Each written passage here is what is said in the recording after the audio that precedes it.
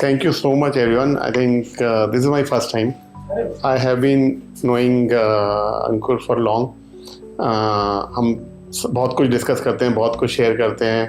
जब ये कविशाला वाला ये पूरा प्लेटफॉर्म बना रहे थे तो हम डिस्कस कर रहे थे. I was thinking about building something on emotional cafe. So that is what basically, and we were discussing about कि to start that.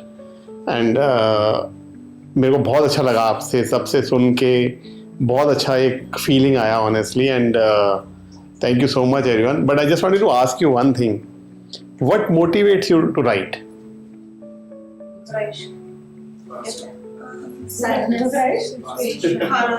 हालात. जो हम किसी को कह नहीं सकते. मुझे करंट अफेयर्स बिल्कुल सही. मेरा भी current affairs. So that is so everybody has some motivation to write, right? And what is the biggest challenge of after writing or in writing? देखिए, लिखना, आपका लिखना सिर्फ आपको अफेक्ट नहीं करता. That changes many things around you. मैंने देखा इस चीज को होते हुए. आप सिर्फ पहले आप लिखते हैं. देखिए, सबसे पहला, मैं पहले भी एक बार जिक्र कर चुका हूँ, सबसे पहले आजकल व्हाट्सएप का जमाना है. आप लिखेंगे कुछ, आप सोचेंगे जो मेरे नियर डियर है पहले उनको दिखाता हूँ. उसमें से अगर दोस्तों को भेज दिया तो टांग खींचेंगे. अगर कोई फैमिली में थोड़ा रेस्पेक्ट करते हैं आपकी ओपिनियन की, तो उनको लगेगा हाँ इस राइटिंग गुड, अच्छा है, वो आपको ठीक गलत बता देंगे. फिर आपका दायरा बढ़ता है. तो लिखने के मैंने ये चीज फील करी कि एक तो मंच, ये तो आपको अलग मौका देता ही देता है.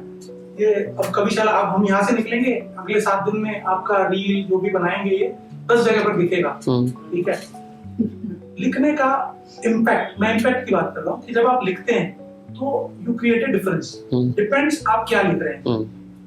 आज आप देखें, बाढ़ आ रखी है सोशल मीडिया, लोग लिखते हैं, उसमें भी रीच बढ़ाने के तरीके हैं. पैसे डाल देते हैं, कुछ लोग रीच बढ़ गई, कुछ और तरीका है उससे भी बढ़ गई. पर एक्चुअली कौन आगे बढ़ पाते हैं और जो बदलाव कर पाते हैं अपनी लिखनी से, वो लोग अलग है. वो आपको अलग से दिखेंगे, वो स्टार्स हैं, अलग से दिखेंगे आपको. तो मेरा कहने का मतलब ये है, जब आप लिखते हैं तो आप कहीं ना कहीं एक बदलाव लाने की कोशिश कर रहे हैं. सार्थक लिखें, रेलेवेंट लिखें, तब जिसको पसंद किया जाए. अभी तक मेरा थॉट यहाँ तक यही है, लिमिटेड है, कि मैं सिर्फ इसी थॉट के साथ लिखता हूँ कि मेरे लिखने से शायद मैं किसी को कुछ मैसेज दे सकूं, कोई बदलाव ला सकूं, कोई समझ सके, सोच सके उससे. बिल्कुल ठीक बोला मैम. आपने भी बोला कि एक थॉट ये है कि हम जो लिखते हैं उससे चेंज ला सके सोसाइटी में, कुछ ना कुछ मैसेज दे पाए basically, because we go through lot, as Ankur ने भी अभी बोला कि about what is happening in the political, because I know him, he is follower of a political thing, so उनको पॉलिटिक्स में काफ़ी रहता है. मैम, आपने बोला कि जो आप किसी को कह नहीं सकते, वो वेंट आउट करना है पेपर पे करो, वो पेपर पे वेंट आउट करो. और how many of you agree with that? 100%. So this is one way. चल रहा होता है और किसी से शेयर नहीं कर पा रहे, तो लिख दो. उसके बाद you suddenly feel very good After this writing itself or writing and speaking? Only writing. और मैंने अपने सारे इमोशंस किसी कविता में निकाल दिए. सडनली मैं बिल्कुल ठीक हो जाती हूँ. और उसको उसका पॉइंट होना भी जरूरी नहीं है. बस फीलिंग्स लिख दो in any way, तो भी फिर इवन थेरेपिस्ट सेड की जर्नलिंग करनी चाहिए. Journaling is this is a healing process for my self. अच्छा, तो this is something basically which motivates you to solve your own challenges or emotions or whatever that may be. I think 90% होगा यही से. Like my poetry is for myself. सुना देते हैं तो मुझे लगता है फिर और अच्छा लगता है.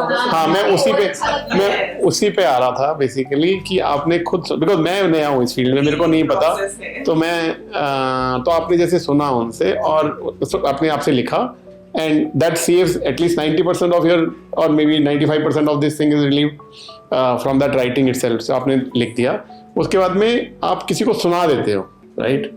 और जो आपको जज नहीं कर रहा. भैया आपने बहुत अच्छा बोला कि आप दोस्तों को भेजोगे, वो कहेगा यार ये क्या बकवास है, क्या भेजा है, और कुछ अच्छे दोस्त होंगे तो समझेंगे यार ठीक है, मतलब those respect, they motivate you. But that is a very limited this thing, and you can't have multiple this thing. So I think एक बार बहुत जरूरी है, that is what I wanted to kind of understand this, कि हम क्यों लिखते हैं.